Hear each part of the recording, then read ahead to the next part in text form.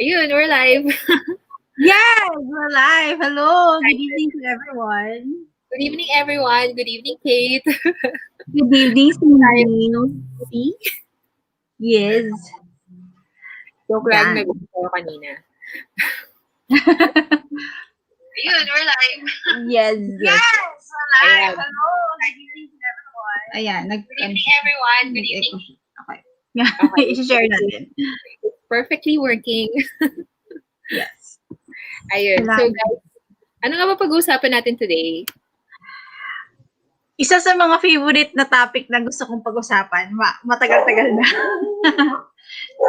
Teka lang, ingatan namin. Sige, matagal-tagal na, which is actually how to or etiquette when it comes to submitting your stories to writing contest or tips on how to at least win. At least like babasahin ng editor o nung publisher yung entry mo. That's what we're aiming for. Hindi yung parang kakabasa lang ng a few sentences tapos, okay, I'll skip to the next entry na. So we'll give you some tips about that. Yes. Yes. We'll give you tips on ano yung kailangan mo in preparation of before you submit entries when you're joining writing contests, as well as what to do after. Yeah. So of course, Cindy is holding writing contest for 8 letters. Pero ikaw So, rin na sa late art oo. ka. Tapos lang, di ba? Ako naman, yeah. Baby pa yung lit art compared sa 8 letters. Lahat naman tayo dumadaan sa ganung But we all sa lit art we also hold calls for submission. It's not maybe it's like a writing contest then kasi we only Yeah, I believe it's quarterly, di ba? Quarterly lang yung pag-publish, di ba? Quarterly? Or what? Monthly na ba yung magazine? the magazine, the lit art magazine is only published quarterly. Pero twice a year kami nag-release ng anthology. Okay. So yun. We're excited na yung anthology. At nga pala, since the recent writing contest, the 8 Letters Lit Fest, actually, we're working on the concept na for the anthology. And soon, announcing, galit yung aso nyo. Doggy! Doggy, calm down. Everything's gonna be okay. Teka lang, hugot ko muna at maiasa namin. Ayun, so guys, we're in the process of conceptualizing yung mga entries ng mga nakapasok during our last writing contest sa 8 Letters. So as you remember, there were 1,000 entries for 4 categories. There were personal essays, short stories, microfiction, and poems. So stay tuned, inaayos lang namin yung concept kasi once na ilagay namin yun out to the world, parang wala nang bawian. Yun. Okay. So, ayun, pag-usapan namin ni Kate, magbabatuhan kami ng mga tips on how to join a writing contest, or at least the etiquettes that you should remember in joining writing contest. Lalo na, this is from the publisher's point of view. So I think it's going to be really, really helpful. Yes. Especially if you're planning to join writing contest, then more writing contests in the future. So kailangan talaga na you need to have a proper etiquette. What to do and what not to do if you want to join writing contest. Or siguro kahit hindi writing contest, kahit na if you want to submit your work to publishers, either for anthology or for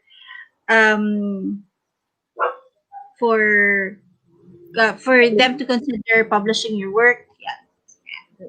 Yeah. So, okay. So yeah. Hi, Marian. Thank you for watching. Yan. So we're going to talk about yung mga tips nga. Okay, how about Mm. start, Kate? Mahilig ako mang ganun eh. Ikaw muna. Ako muna. O Oh, sige. Um, tip number 1 from Kate. pinaka-importante, Ah, pinaka-importante, basahin ng buo at intindihin ang instructions at rules before ka magtanong. Hindi ka galit. Hindi ako galit. I just want Nakakatakot. to stress it. Kasi, especially, say, kung ipopost ang rules ng writing contest sa website, you just have to browse it ng isa lang. But if it's posted on Facebook, usually may naka-attach na graphics, na photos.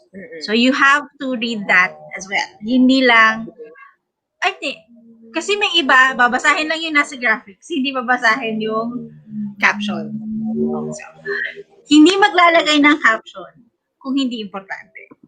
Okay? Hindi rin maglalagay ng graphics kung hindi related dun sa writing contest. Ayun. If it's not stated, maybe it's not important. Oo.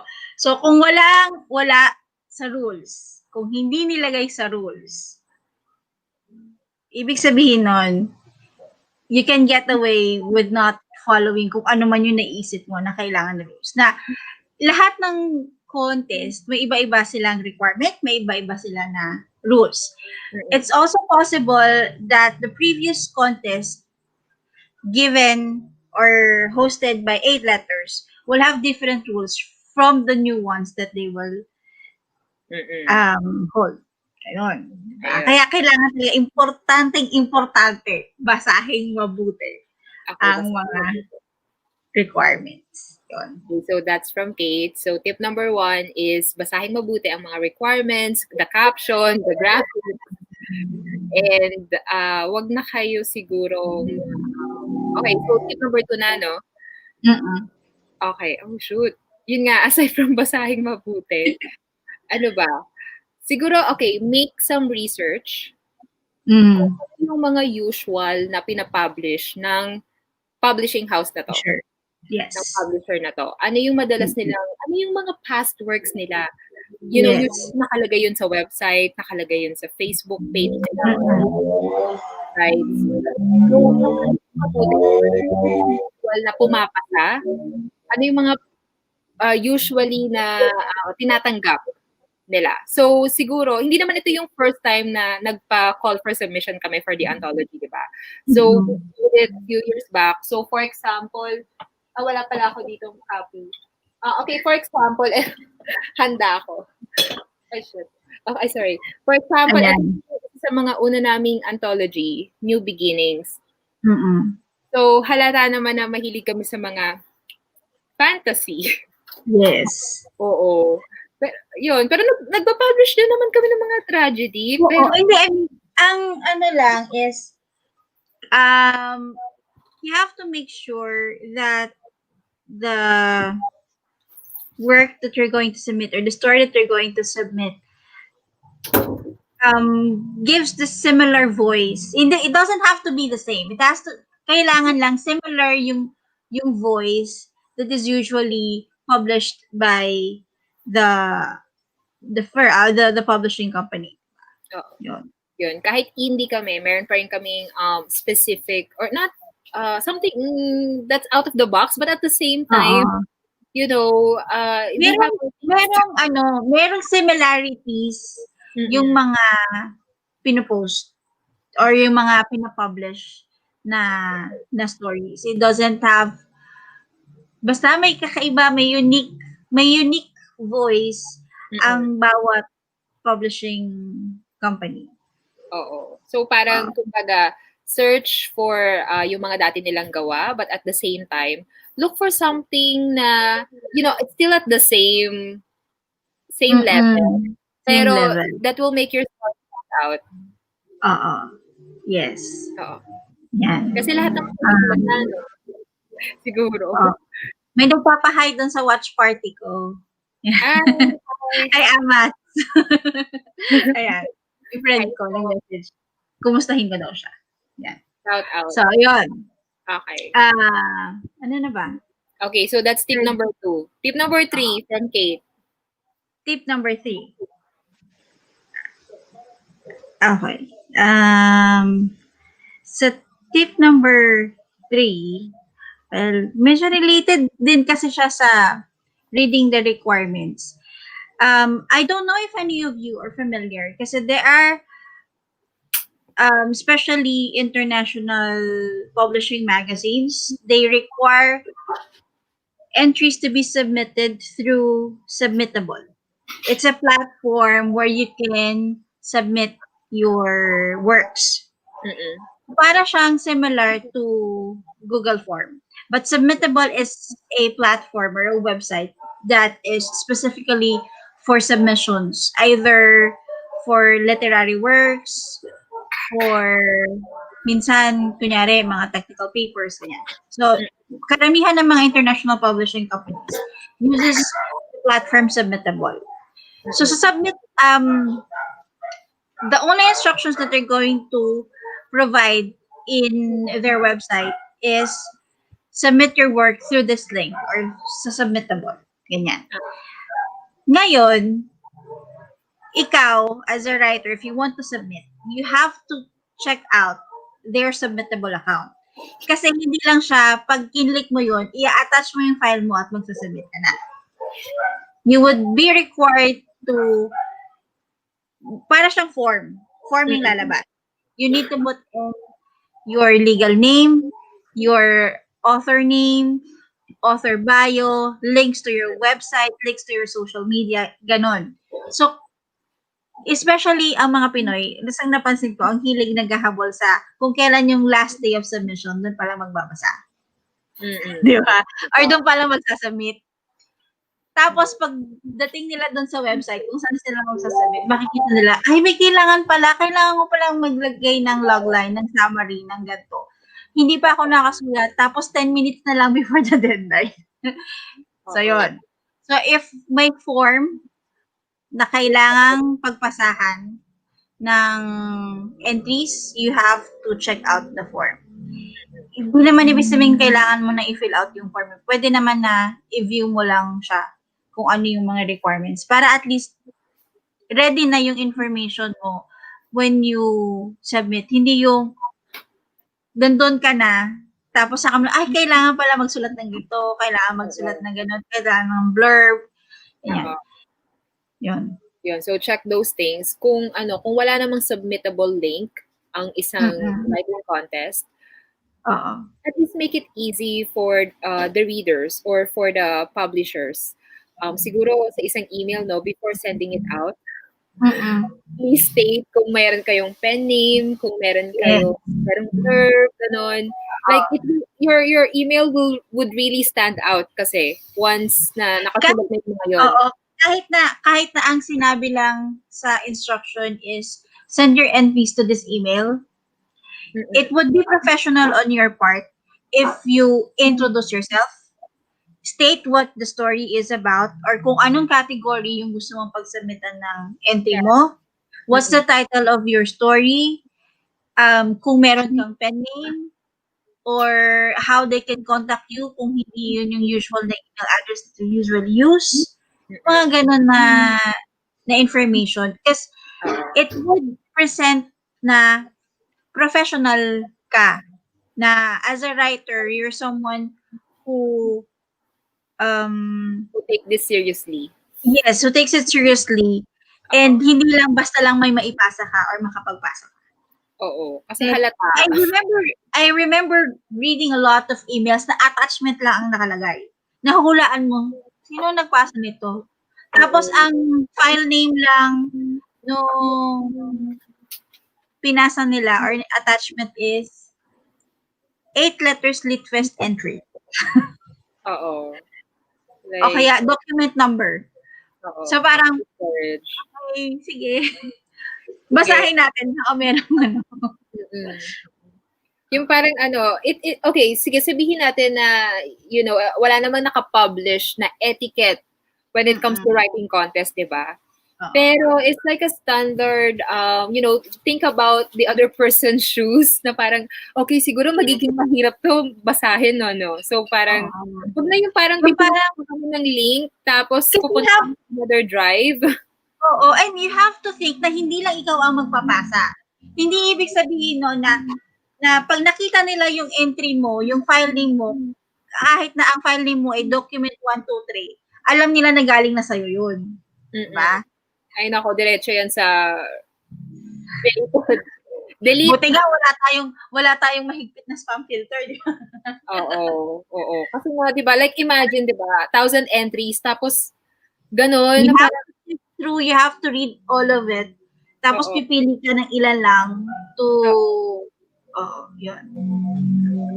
Yun. Okay, Yeah. so that's tip number 3 from Kate. So check kung may submittable account or if not, Submit, or kahit na Google form, mm-mm, diba? Or Google kung ano Form. yung, oo. Yan. Tsaka, write a cover letter. Pero not Yes. necessarily na, It doesn't have to be a formal cover letter. Just a simple introduction of yourself and about the story. Kahit ganun lang. Lagyan nyo naman ng laman yung email body, hindi attachment. oo. At Kasi least man like, lang malaman namin kung kanino galing, di ba? oo. Kasi like, you can imagine, di ba, kung maraming entries, tapos, okay, we've seen this before.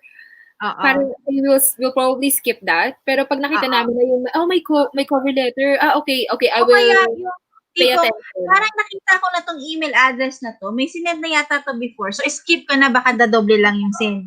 Diba? Hindi Mm. natin malalaman if it's a different entry, an additional entry, or a revision of the previous entry submitted kasi walang nakalagay. Oo, totoo. So, yun. Take note. I hope that helps. Bago tayo mag-proceed, Yes. sa next 3 Mag-plug tips muna natin. tayo. Next 3 tips, kasi nakapagbigay na kami ng 3 tips, di ba? Oo. Bago tayo mag-proceed with that, we would like to share with you this membership, members-only website that we have been working on.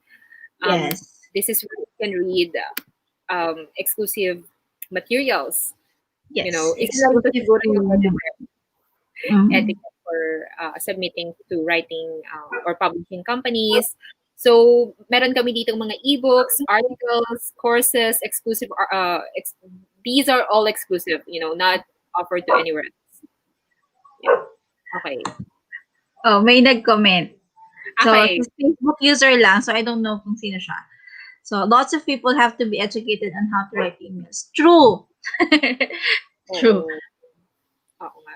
I mean, it's not their fault, I would say, pero it's your responsibility to to check it. It's a responsibility.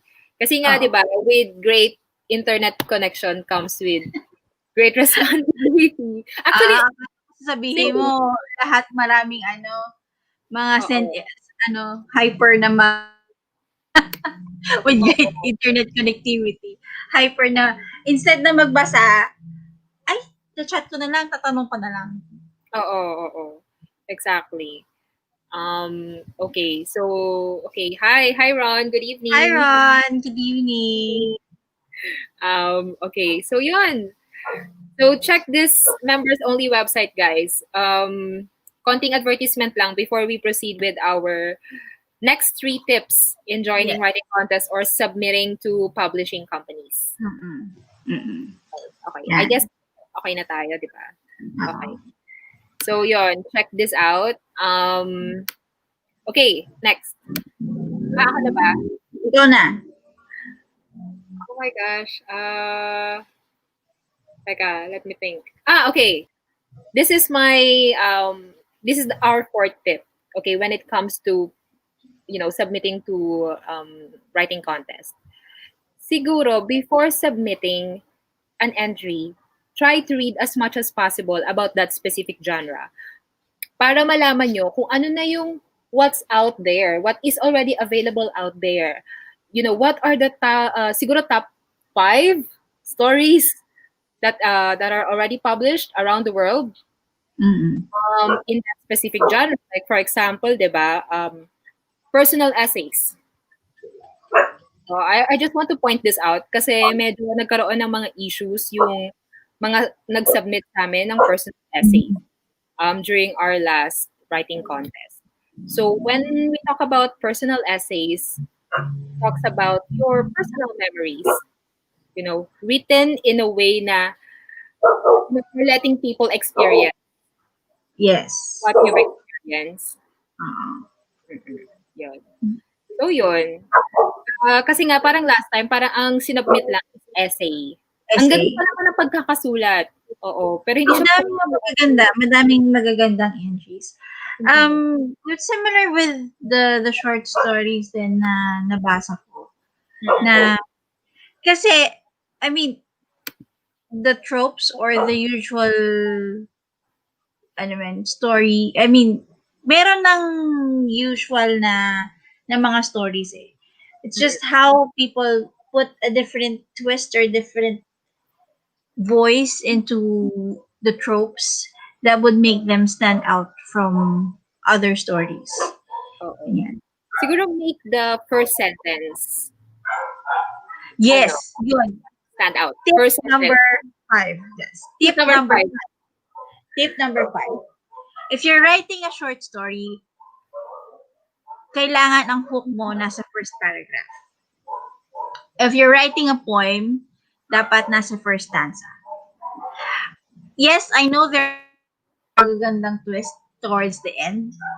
But if you are the publisher and you are the editor and you have to read through hundreds of entries, hindi lahat yon mababasa mo ng buo Up to the very end.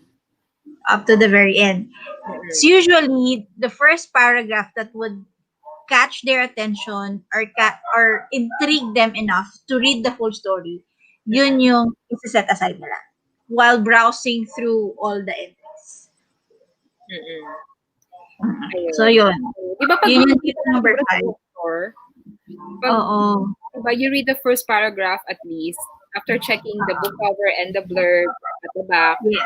you check the first paragraph, diba? And it will actually dictate whether you buy that book or not.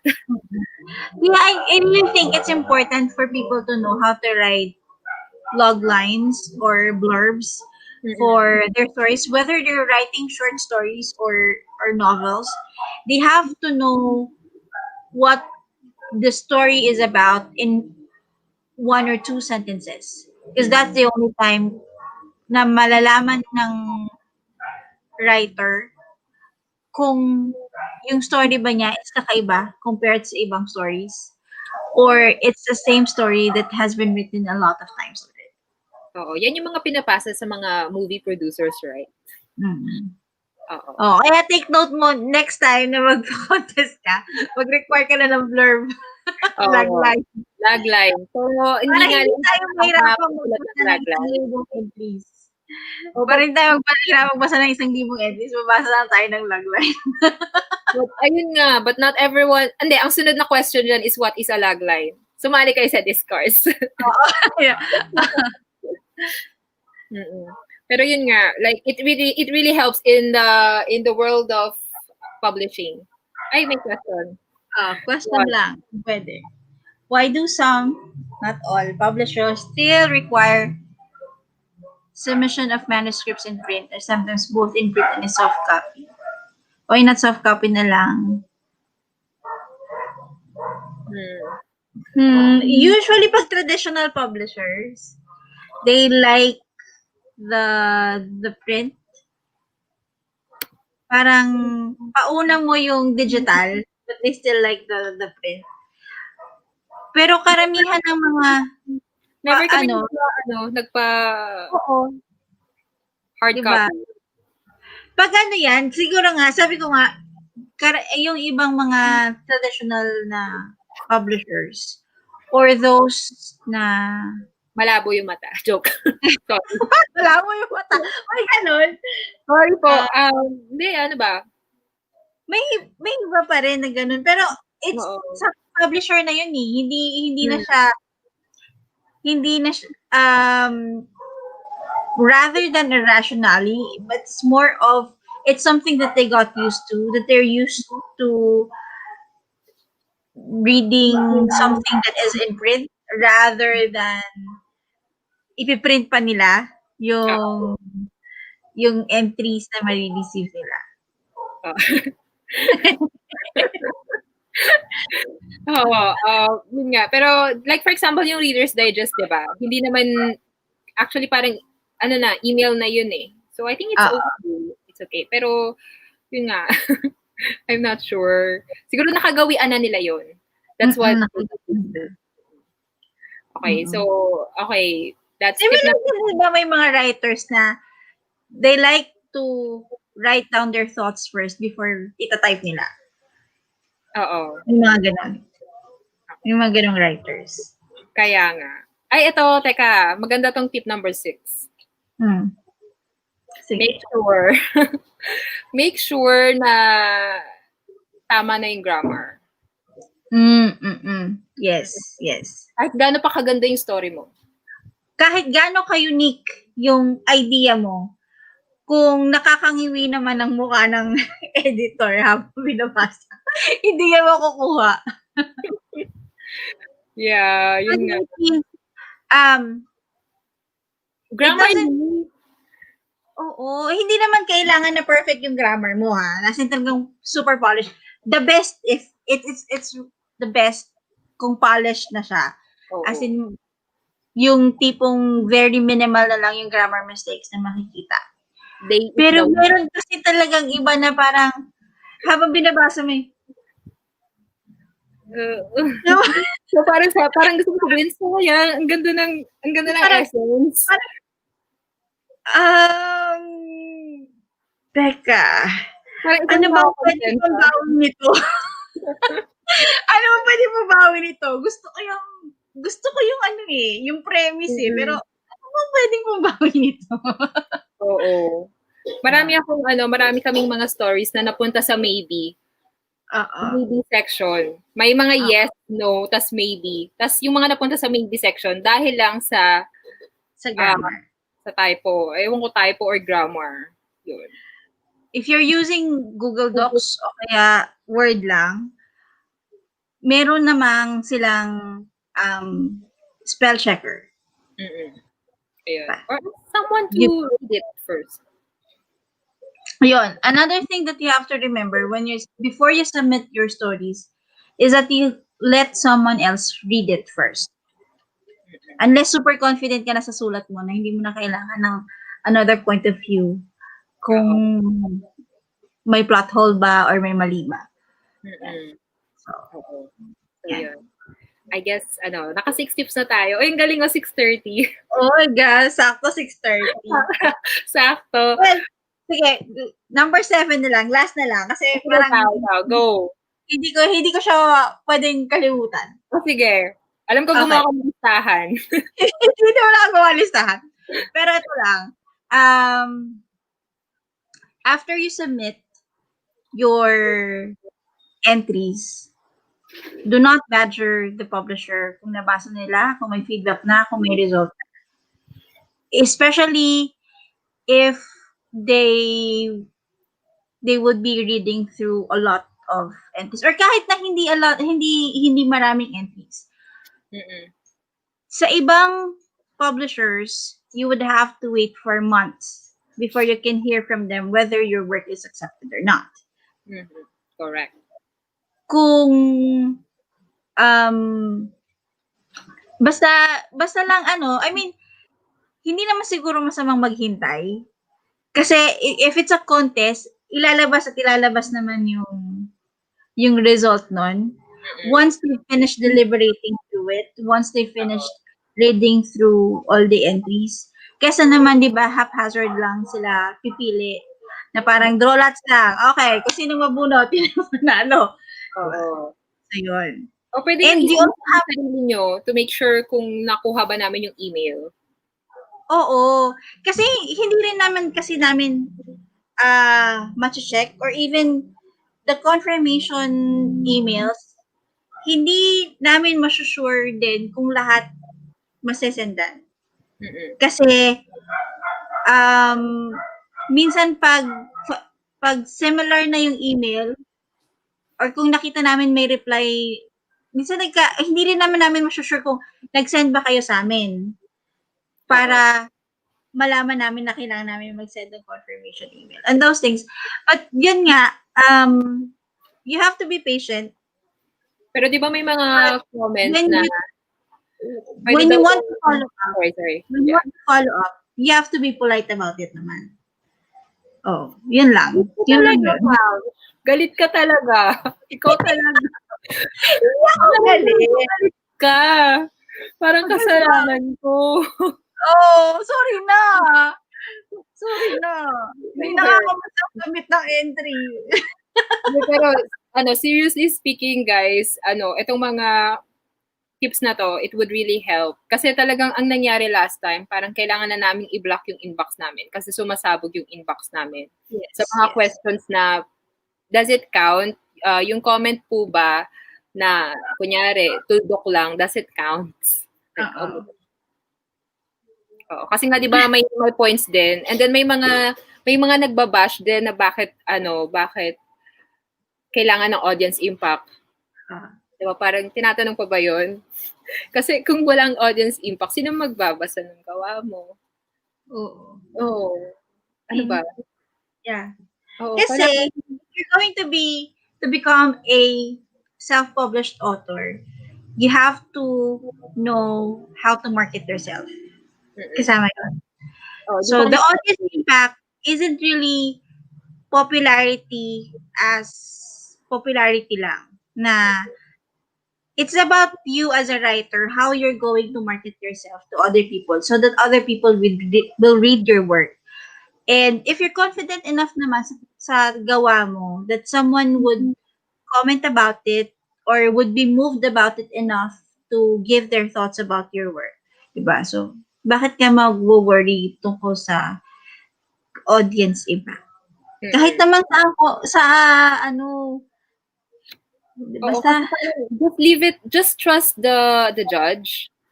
Kung sino yung mga judge ng writing contest na yun, leave it up to them. Kasi, I'm sure yung mga taong yun, they are in their right minds na, okay, hindi porket, okay, maraming votes to, ilalagay na namin to. Hindi porke ganun.